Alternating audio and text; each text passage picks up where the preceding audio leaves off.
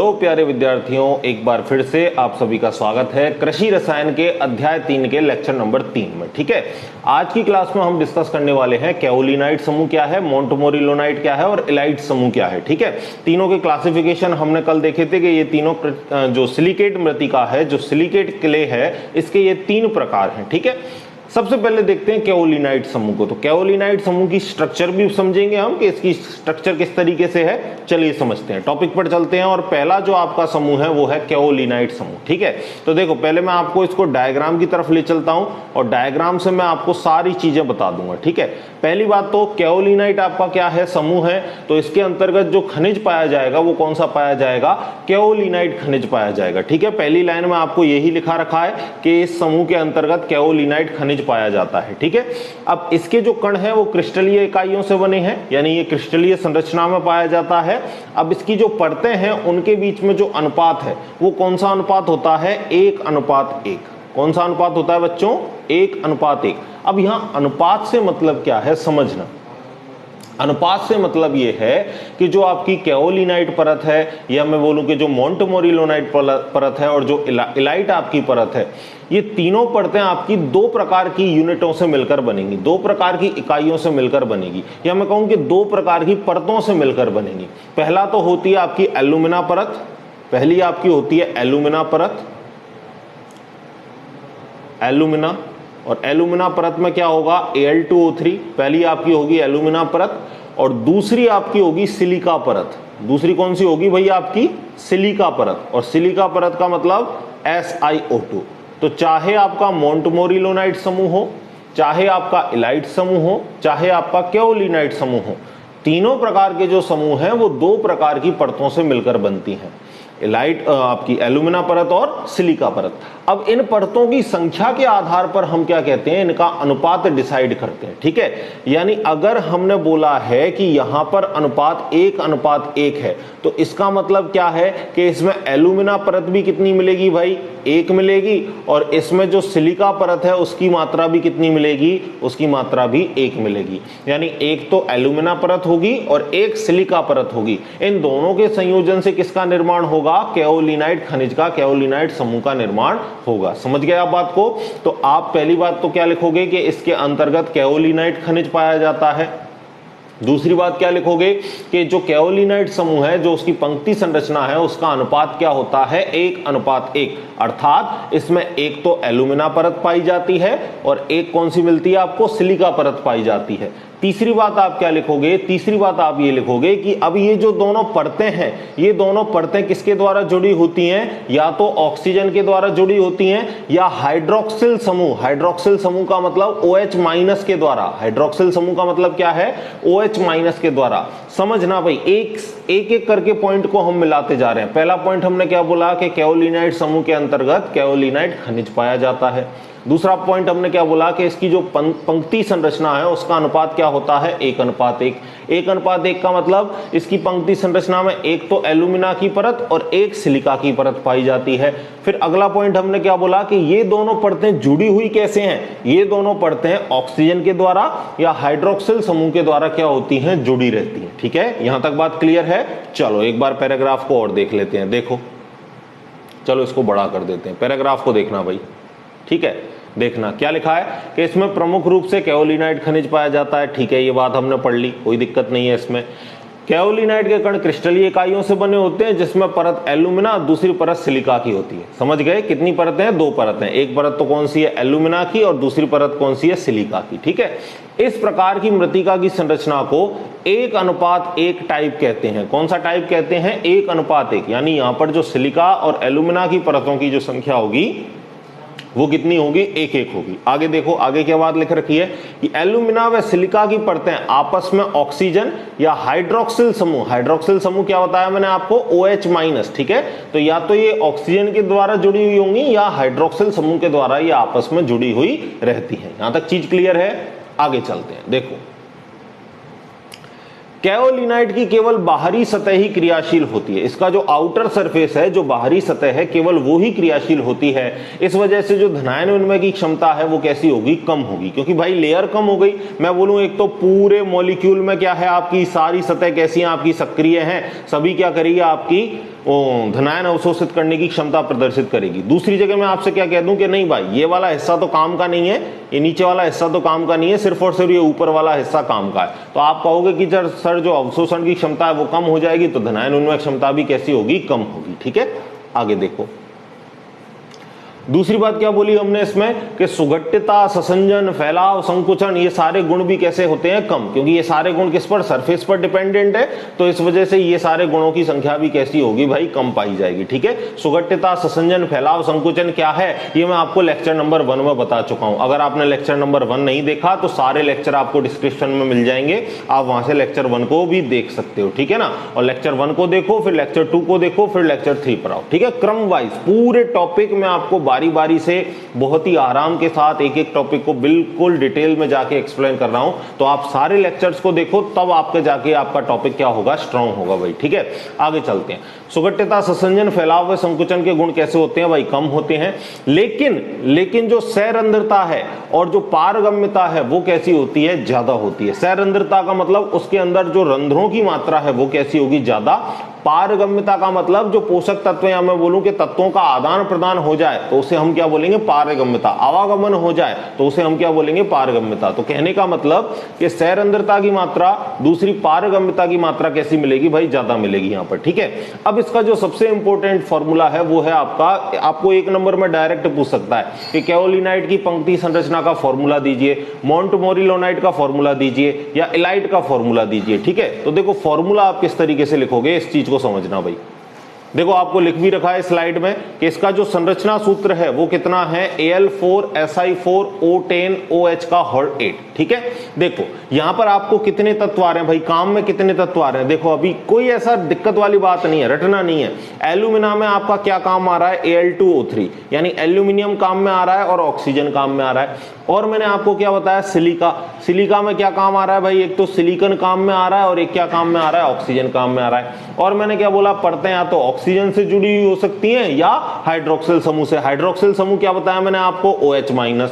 तो इसमें देखो कितने तत्व आए, इसमें कितने तत्व आए भाई, एक तो एल्यूमिनियम काम में आया, ठीक है, और एक आपका ऑक्सीजन काम में आया, 2 हो गए, एक आपका सिलिकॉन काम में आया, तीसरा तत्व हो गया, ये तो ऑक्सीजन है समान, हमने पहले ही ले लिया, और एक आपका ये हाइड्रोक्सिल समूह आया। यानी टोटल इसकी संरचना में कितने समूह आ रहे हैं आपके, कितने तत्व या समूह आ रहे हैं आपके, 4 आ रहे हैं। एक तो एल्यूमिनियम आ रहा है, ऑक्सीजन आ रहा है, और आपका सिलिकॉन आ रहा है, और क्या आ रहा है, हाइड्रोक्सिल समूह आ रहा है। तो जो इसका फॉर्मूला बनेगा, जो रासायनिक फॉर्मूला बनेगा, उसके अंतर्गत भी कितनी चीजें आएंगी भाई, 4 चीजें आएंगी, सीधी सीधी बात है। ठीक है ना, तो अब फॉर्मूला देख लो। तो फॉर्मूले में आपको किस तरीके से जमाना है, पहले एल्यूमिनियम रखना है आपको, फिर आपको सिलिकॉन रखना है, फिर आपको ऑक्सीजन रखना है, और फिर इसके बाद आपको हाइड्रोक्सिल समूह रखना है। ठीक है, क्रम यही रखोगे।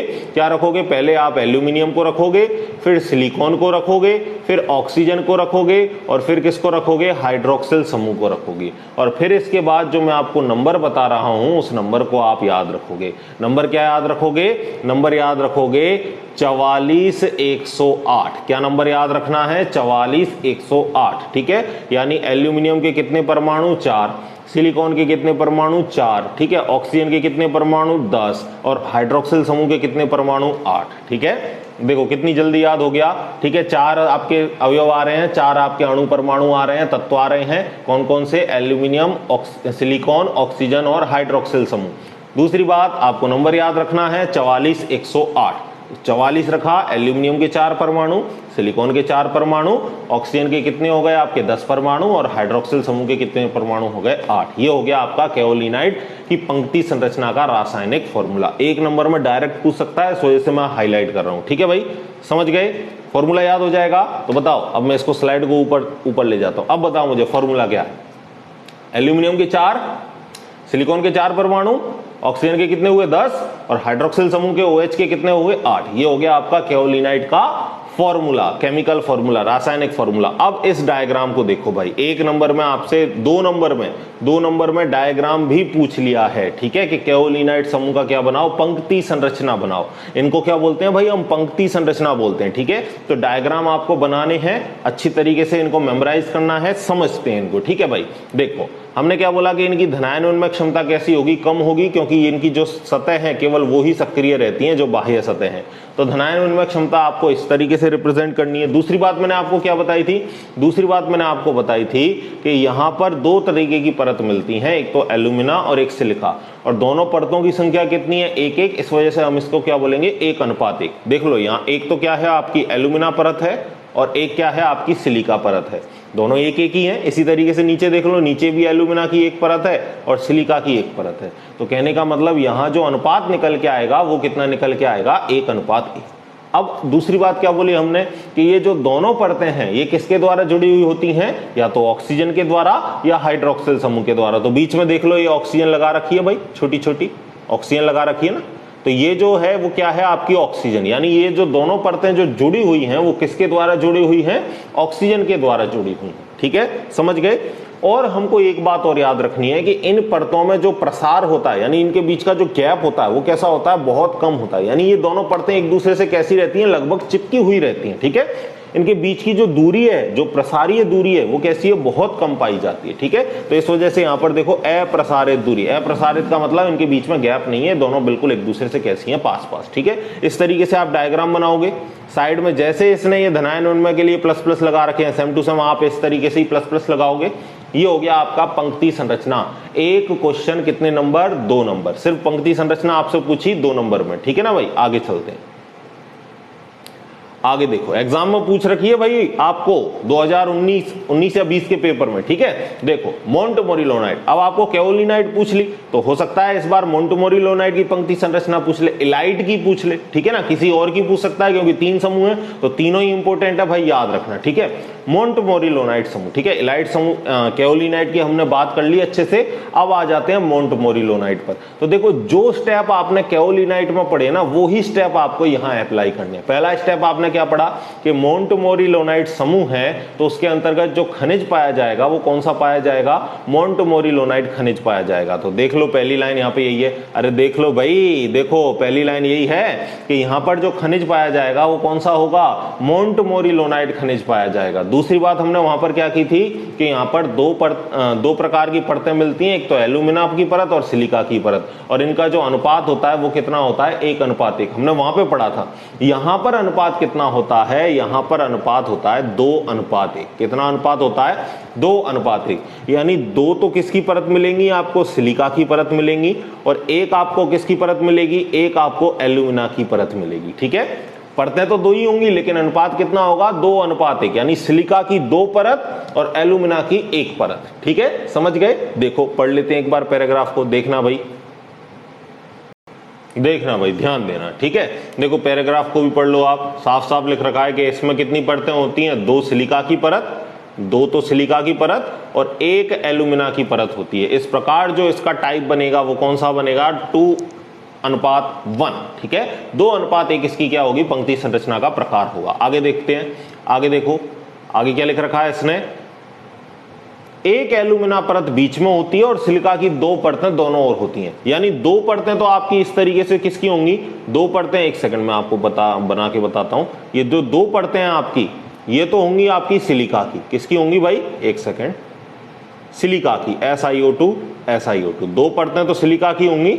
इन 2 परतों के बीच में एल्यूमिना की परत होगी, यानी जो एल्यूमिना की परत होगी वो इन दोनों परतों के बीच में होगी, यानी सैंडविच प्रकार की संरचना हो गई। ऊपर नीचे तो आपका बर्गर है, बीच में आलू टिक्की भर रखी है। इसी तरीके से ऊपर नीचे सिलिका की परत, बीच में किसकी परत, एल्यूमिना की परत। ठीक है, ये आपकी संरचना होगी किसकी, मोंटमोरिलोनाइट समूह की। आगे देखो, आगे क्या लिख रखा है, सिलिका और एल्यूमिना परत आपस में किसके द्वारा जुड़ी होती हैं, ऑक्सीजन परमाणु के द्वारा। वहां भी भाई ऑक्सीजन या हाइड्रोक्सिल समूह लिखा था, वो कि वही सेम कंडीशन यहाँ पे है।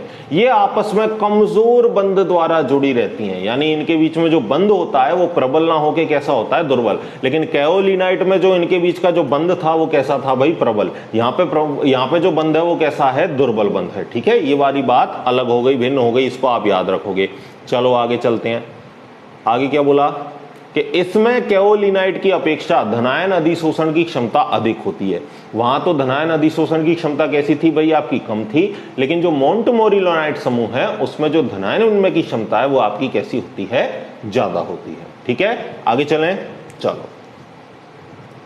क्योंकि इसकी बाहरी व आंतरिक सतह दोनों ही कैसी होती हैं, अधिक क्रियाशील। वहां तो हमने क्या बोला था भाई केओलिनाइट में कि इसकी जो केवल बाहरी सतह है वो ही क्या होती है, क्रियाशील। लेकिन हम यहां क्या बोल रहे हैं कि इसकी बाहरी सतह तो क्रियाशील होती ही है, साथ ही इसकी जो आंतरिक सतह है वो भी कैसी होती है, क्रियाशील। तो भाई बाहरी सतह भी क्रियाशील है और आंतरिक सतह भी क्रियाशील है। जब दोनों सतह क्रियाशील होंगी तो धनायन का अधिशोषण भी कैसा होगा, ज्यादा। तो धनायन अधिशोषण की क्षमता भी कैसी होगी भाई, अधिक होगी। ठीक है, समझ गए इस पॉइंट को। आगे चलो, आगे क्या लिखा है कि इसमें सुगठिता, ससंजन, फैलाव व संकुचन के गुण कैसे होते हैं, अधिक। क्योंकि ये सारे किस पर डिपेंड करते हैं, आपके सरफेस पर।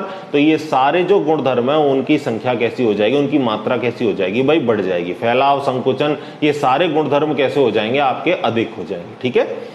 सैरंध्रता, पारगम्यता कैसी होती है, कम होती है। इन दोनों में कैसा है, उल्टा रिलेशन, कि अगर सुगठिता, ससंजन, फैलाव, संकुचन के गुण ज्यादा होंगे तो पारगम्यता और आपकी सैरंध्रता कैसी होगी, कम होगी। ठीक है। जबकि केओलिनाइट में क्या था, केओलिनाइट में सुगठिता, ससंजन, फैलाव व संकुचन के गुण कम थे, लेकिन सैरंध्रता और पारगम्यता कैसी थी, वहां पे ज्यादा थी। तो ये गुणधर्म दोनों कैसे हैं, एक दूसरे में अपोजिट है। आगे देखो, आगे हमने क्या लिखा है कि इस प्रकार की जो मिट्टी होती हैं वो पानी देने पर फूल जाती हैं। यानी पानी अगर आपने दिया तो उसको क्या कर लेंगी, अवशोषित कर लेंगी, और अवशोषित करने के साथ ही वो मिट्टी के कण कैसे हो जाएंगे, फूल जाएंगे। लेकिन जब आपका पानी चला जाएगा, पानी उड़ जाएगा, जब गर्मियां पड़ेंगी तो क्या होता है, ये सिकुड़ने लग जाते हैं। कैसे होते हैं भाई, ये मिट्टी के कण सिकुड़ने लग जाते हैं। तो सिकुड़ने से क्या होगा कि जो मिट्टी के अंदर गैप छोड़ेंगे और मोटी मोटी क्या बन जाती हैं, दरारें बन जाती हैं। आप भी देखते हो कि जब एक बार पोखर में पानी भरा था तब तक तो ठीक है, लेकिन जैसे ही पानी उड़ गया, गर्मी आ गई आपकी, पानी सूख गया,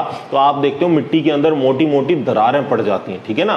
तो वो दरारें जो है वो जुताई में क्या करती हैं भाई, कठिनाई उत्पन्न करती हैं। ठीक है ना। तो वो जो दरारें बनती हैं वो कौन से समूह के कारण होती हैं, मोंटमोरिलोनाइट समूह के कारण। ठीक है, देखो साफ साफ यही लिख रखा है, इसी से आपको क्वेश्चन उठा ले तो याद रखना। इस प्रकार की मृदाएं पानी देने पर तो फूल जाती हैं तथा सूखने पर सिकुड़ने से क्या पड़ जाती हैं, गहरी दरारें पड़ जाती हैं पानी के अंदर, मिट्टी के अंदर सॉरी, जिससे जुताई कार्य में क्या आती है, कठिनाई आती है। भाई जब मोटी मोटी दरारें पड़ जाती हैं तो जुताई में क्या आती है, कठिनाई आती है। अब इसका संरचना सूत्र देख लो। इसका संरचना सूत्र क्या है, वो ही 4 परमाणु आपको जमाने हैं। कौन कौन से, एल्यूमिनियम, सिलिका, ऑक्सीजन और कौन सा समूह, हाइड्रोक्सिल समूह। ठीक है, कौन सा समूह भाई, हाइड्रोक्सिल समूह। अब नंबर वहां पर आपने क्या याद रखा था, 44108। वहां पर आपने क्या नंबर याद रखा था, 44108। यहां पर कौन सा नंबर याद रखोगे, यहां पर याद रखोगे 48204। क्या याद रखना है, 48204। समझ गए, कौन सा नंबर याद रखोगे, 48204। ठीक है ना भाई, याद हो जाएगा 48204। और इससे पहले वाले में केओलिनाइट में क्या था, 44108 और इधर हो गया 48204। ठीक है, तो आपको फॉर्मूला याद हो जाएगा। परमाणुओं को जमा देना, तत्वों को, और उसके नीचे लिख देना आप उसके नंबर। देखो एल्यूमिनियम 4 है, सिलिकॉन के 8 परमाणु हैं, ऑक्सीजन के 20 हैं और हाइड्रोक्सिल समूह की संख्या कितनी है, 4। ठीक है, ये हो गया आपका किसका सूत्र, मोंटमोरिलोनाइट समूह का सूत्र। अब ये जो पूरी जो थ्योरी हमने यहाँ पे पढ़ी है ना, ये पूरी जो हमने थ्योरी पढ़ी है, इसको हम क्या करेंगे, जो अभी हमने पंक्ति संरचना का डायग्राम था उसके ऊपर अप्लाई करेंगे। ठीक है, सारी चीजों को वहां से समझते हैं। देखो भाई एक बार देखो डायग्राम को, देखो ये रहा आपका डायग्राम मोंटमोरिलोनाइट समूह का। देखना भाई आगे देखो, अब यहां पर धनायन, ये विलयन नहीं है भाई, देखो विलयन नहीं है ये। ऊपर वाले डायग्राम में देखो क्या है, क्या दिख रखा है आपको, धनायन विनिमय। तो इसको सही कर लेना बुक में आपके, यहां पर जो है वो विलयन नहीं है, धनायन विनिमय है, धनायन विनिमय। ठीक है, सही कर लेना इसको। चलो आगे चलते हैं हम, इसको देखो भाई, डायग्राम को देखो एक बार, देखना। देखो अब जो आपने अभी अभी यहां पर जो सारी बातें करी थी ना, उसको हम उसको समझेंगे। ठीक है, देखो ये ऊपर से नीचे आ जाता है भाई, कोई बात नहीं, इसको थोड़ा सा नीचे कर लेते हैं अपन। अब सही है, चलो देखो क्या बोला था आपने कि यहां पर जो पंक्ति संरचना का अनुपात है वो कितना है, 2:1, यानी 2 तो सिलिका की परतें हैं और उसके बीच में एक एल्यूमिना की परत है। तो देख लो ऊपर नीचे किसकी परत है, सिलिका की, और बीच में किसकी परत है, एल्यूमिना की। ये परतें आपस में किससे जुड़ी हैं, ऑक्सीजन द्वारा। लेकिन यहां जो ये बंध पाया जा रहा है वो कैसा पाया जा रहा है भाई, दुर्बल बंध पाया जा रहा है। जबकि केओलिनाइट में जो पंक्तियां जो जुड़ी हुई थी वो प्रबल बंध से जुड़ी हुई थी। ठीक है, दूसरा आपने क्या बोला कि यहां पर जो आंतरिक और बाह्य सतह दोनों ही कैसी हैं, क्रियाशील, तो धनायन अधिशोषण की क्षमता कैसी होगी, ज्यादा होगी। तो देख लो बीच में भी आपको काफी सारे धनायन दिख रहे हैं और इधर साइड में भी आपको धनायन दिख रहे हैं, यानी यहां पर जो धनायन अधिशोषण की क्षमता है वो कैसी है, ज्यादा है। ठीक है, जबकि केओलिनाइट में देख लो केवल साइड में ही धनायन थे, बीच में कोई धनायन नहीं बनाया आपने। देख लो इसको एक बार, कंपेयर करो दोनों को। देखो यहाँ पे बीच में क्या आपने कोई धनायन, कोई पॉजिटिव चार्ज बनाया है क्या, नहीं बनाया ना। तो यहां पर तो धनायन विनिमय क्षमता थी वो कैसी थी, केवल सरफेस पर ही थी, यानी यहां पर धनायन विनिमय क्षमता कम थी। लेकिन यहां बाह्य और आंतरिक सतह दोनों में ही क्या है, देखो बाहर भी है, बाहर भी आपके धनायन है और इसके अंदर जो आंतरिक सतह है उसमें भी क्या है, धनायन है। यानी यहां जो धनायन अधिशोषण की क्षमता है वो कैसी है भाई, ज्यादा है। समझ गए, दूसरी लाइन भी समझ गए। और आपने क्या बोला कि यहां पर जो प्रसारीय दूरी है वो कैसी है आपकी, ज्यादा, जबकि वहां पे केओलिनाइट में जो प्रसारीय दूरी थी, जो बीच का गैप था वो कैसा था, कम। लेकिन मोंटमोरिलोनाइट में प्रसारीय दूरी कैसी होती है, सबसे ज्यादा होती है। मैं चाहे केओलिनाइट की बात करूं चाहे इलाइट की बात करूं, जो प्रसारीय दूरी है उसके मान सबसे ज्यादा होते हैं। ठीक है भाई, देखना एक बार। ठीक है, तो सारी चीजें बड़ी क्रिस्टल क्लियर हैं। आराम से आपको पूछेगा तो 2 नंबर का डायग्राम ही डायग्राम पूछेगा भाई। केओलिनाइट का पूछ लिया है, हो सकता है इस बार मोंटमोरिलोनाइट का पूछ ले, इलाइट का पूछ ले। ठीक है ना, थोड़ा सा ध्यान रखना इन दोनों डायग्रामों को। अब जब आप डायग्राम बनाओगे ना तो सेम टू सेम जैसा किताब में बन रहा है वैसा आपको बनाना है। यहाँ पर धनायन विनिमय कर लेना, वो मैंने आपको बता ही दिया, विलयन नहीं है भाई, धनायन विनिमय कर लेना यहाँ पे। अब लेकिन जो बात आपको याद रखनी, वो क्या याद रखनी है कि इनके बीच का जो ये गैप है ना, बीच का जो गैप, वो आपको ज्यादा बनाना है। मतलब इनके बीच में आपको गैप रखना है अच्छा खासा। जबकि यहां जो गैप है वो देखो, यहां जो गैप है वो कितना है, बिल्कुल नहीं है, अप्रसारीय दूरी, यानी बिल्कुल गैप है ही नहीं। दोनों परतें एक दूसरे से चिपकी हुई हैं लगभग। ठीक है ना, तो थोड़ा सा यहां पे इस तरीके से क्या आप गैप आप दिखाओगे। और मोंटमोरिलोनाइट की बात करें तो गैप सबसे ज्यादा होता है इसमें, जो प्रसारीय दूरी होती है उसके मान सबसे ज्यादा होते हैं। तो यहां पर ये जो आप गैप बनाओगे उसको थोड़ा सा आप ज्यादा बनाओगे। और अगर इन दोनों के कंपैरिजन में आपको इलाइट का बनाना पड़ेगा तो मैं एक बार इलाइट का भी आपको दिखा देता हूं। इलाइट में जो आप बीच की दूरी रखोगे वो कैसी रखोगे, आप मध्यम दूरी रखोगे, यानी केओलिनाइट से तो ज्यादा दूरी रखोगे लेकिन मोंटमोरिलोनाइट से कम दूरी रखोगे। मैं आपको एक बार उस चित्र को भी बता देता हूं। देखो यहां पर ये जो बीच की दूरी है वो कैसी है, कम प्रसारीय दूरी है। यानी कहने का मतलब यहां जो बीच में जो दूरी पाई जाएगी वो केओलिनाइट से तो ज्यादा होगी और लेकिन मोंटमोरिलोनाइट से भाई कैसी होगी, कम होगी। ठीक है, समझ गए, सारी बातें क्लियर हैं भाई मोंटमोरिलोनाइट की।